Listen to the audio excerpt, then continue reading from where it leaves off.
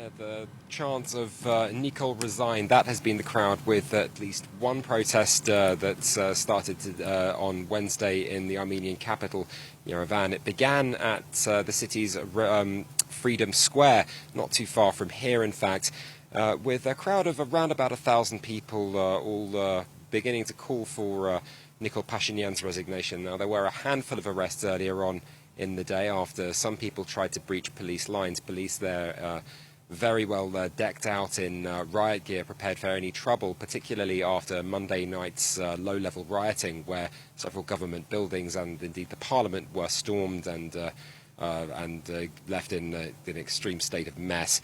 Of course, you may be able to see just behind me that protest has now moved down to the city's Republic Square just behind me. Over 1,000 people who've moved down to the government building that you might just be able to make out behind me. Was one of the buildings that was attacked on Monday night. Now, of course, this is the result of calls from 17 Armenian opposition parties. They were calling before the deal to stop the fighting was even signed for Nikol Pashinyan's resignation. And on Tuesday, they again called for people to turn out in the street. Now, it has to be remembered that they don't represent an awful lot of the vote. Just one of those 17 parties currently has seats in Parliament. And those 17, of course, it's not entirely on the political fringes, but they don't represent a huge proportion of the vote. Now, yes, there is indeed a sense of anger at the loss that still smarts here in Armenia, at the losses suffered in Nagorno-Karabakh.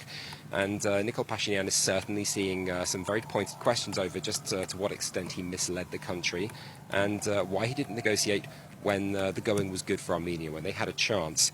But there are indeed calls for restraint from some more moderate quarters. There were calls for a counter-protest online today, calling for people to stay at home, as I think the reality is indeed setting in here in Armenia.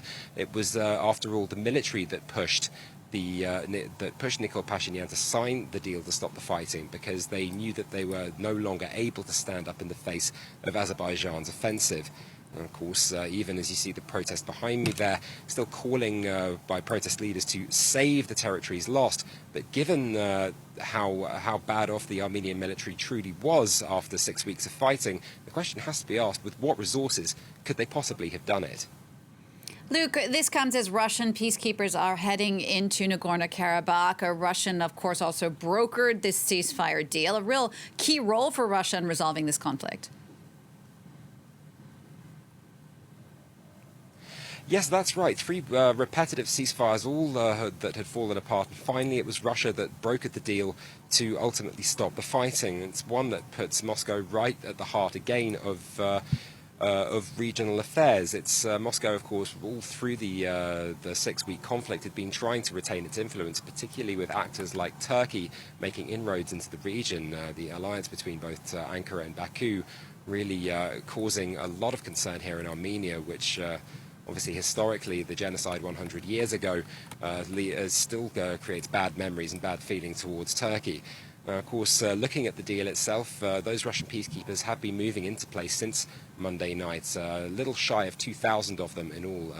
They will be holding the Lachin corridor, that is the piece of land that links Armenia to Nagorno-Karabakh, and they will also be looking after another corridor that will go into effect between the region of Yerevan, part of Azerbaijan that's not currently connected to the country itself.